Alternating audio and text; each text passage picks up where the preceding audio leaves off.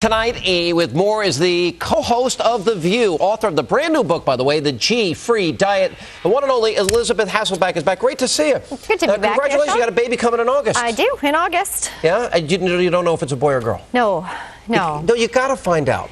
You found out? Look, all right, I wanted a boy, my first one, so bad. And so the lady squirts the jelly on my wife's stomach, and I'm like, what is it? So, I had to know immediately. You had to know immediately. No, I didn't want to know. I don't even look at the ultrasound until they just take the pictures of the face. Yeah, but did they say to you, did they ask you the question, do you want to know? No, I beat them to that. Oh, okay. I pretty much because that's an indicator. No, I don't want to know a thing. They know it. I don't want to hear a thing. I don't want to see a thing until the baby is out. Oh, congratulations. That's great. Thank you. All right, before we get to the business of some politics and about your book, all right, Joy Behar doesn't like me. You're constantly defending me with Joy. What's up with? I think she's funny. I love the show. I don't agree with her views, but she's got a great sense of humor. She thinks I'm dangerous. What's the matter? I think she's just flirting with you. I think there's something there that we're not aware of. I thought she had a boyfriend. So, well, by the way, Joy, come on. I'm a good guy. I'm safe. I think Republicans do something for her. Yeah, I think you're probably right. No. You know what I wanted to ask you? Yeah. You got to meet and interview Michelle Obama and Barack Obama. Yes. You got to sit with them. Sure. Now, they wouldn't sit with me. So I was just wondering. Well, you're dangerous. Yeah, okay. When you met them, what was your impression of them then, maybe versus now? Well, I think your impression is probably limited to that one time. Your first impression, obviously, was when they came. I remember Senator Obama came early on with his book the first time. He came again during the election, during the primaries. And I thought he was a thoughtful person, incredibly charismatic. I mean, we heard the quotes of him saying, I have a gift. He truly does. Now, whether that gift is used to, better the country or not, we will see. And I thought that Michelle was also thoughtful. It's hard to judge someone, I think, in the midst of an election when they're doing interviews, short interviews. If you sit down with someone for a lengthy period of time, you get a more of a decent feel for them. We have a shorter period of time, so that impression is quick. I found her very candid on some things. Like I said, I wish I could have expanded the conversation with her a little bit more, but that didn't happen. So I'm trying to open up my mind in terms of future impression. The first impression was that these are two gifted people. Because I watch the show regularly. I like the show. I'm usually working out as you guys are doing the show, and I'm doing my prep and I'm reading the paper and I'm watching you guys. I love hot topics, except when you guys start talking about sex.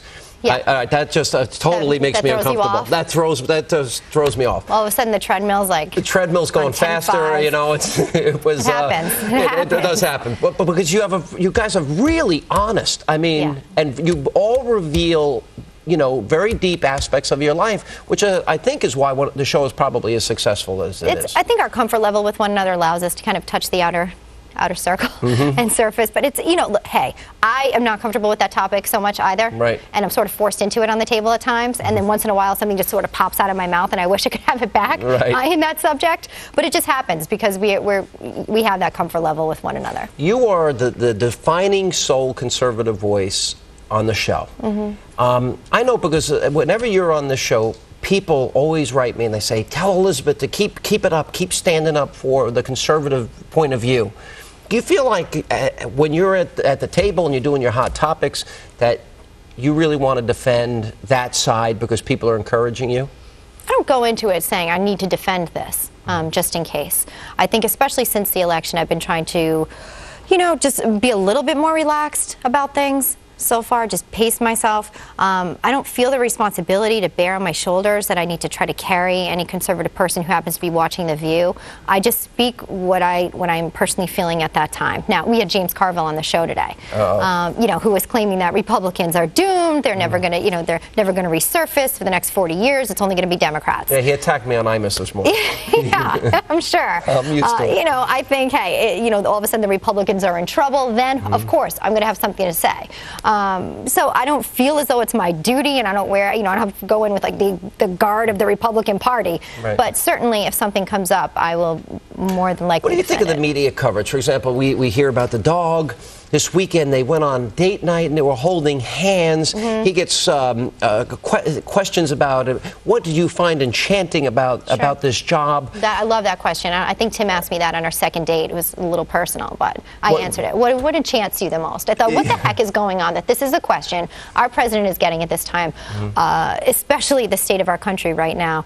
Yeah, there's been a lot of sort of fluff, I think, going on. A ton of fluff. And still a double standard. I mean, we even go back to, you harken back to the election where people were all over Republicans for what they wore and what it cost. Okay, then, allegedly Michelle Obama was wearing $400 sneakers while volunteering. They were $540 sneakers at a shelter. Yeah. So, look, but there was nothing written about it. I mean, you'd hardly hear about this. I mean, other than, a few select mentioning it, you wouldn't hear about it. So there is still that double standard. And I think people are now saying, oh, are people so, are Republicans, are they suffering because they're too conservative? Why aren't we asking, well, are liberals, are Democrats too liberal? I mean, you have what? So now President Barack Obama was the most liberal senator. Okay, in just 3 short years? Yeah. He's our president. Why aren't people asking that question? No, you can't have a conservative perspective Look, now. I don't give him a good grade for his first 100 days because he's radically changed the country. I mean, I think he's moving the economy to socialism, and I think he's weakening our national defenses. I've heard you make similar points. Are you concerned about the direction of the country now? Sure, I'm concerned about the direction of the country. I certainly do not believe in nationalized health care. I don't think that's the way to go. I believe that our national defense and security is something that needs to be top priority. I'm uncertain whether that is true. With liberals, I'm concerned. I'm also concerned that, when he is visiting other countries, you kind of really honed in on it when you called it the apology tour. What was that about? You go to other countries apologizing. I don't need a mediary. I need someone to represent our country well. So I'm trying to remain optimistic, but there are things that are concerning me. All right, we're going to come back more with Elisabeth Hasselbeck right after.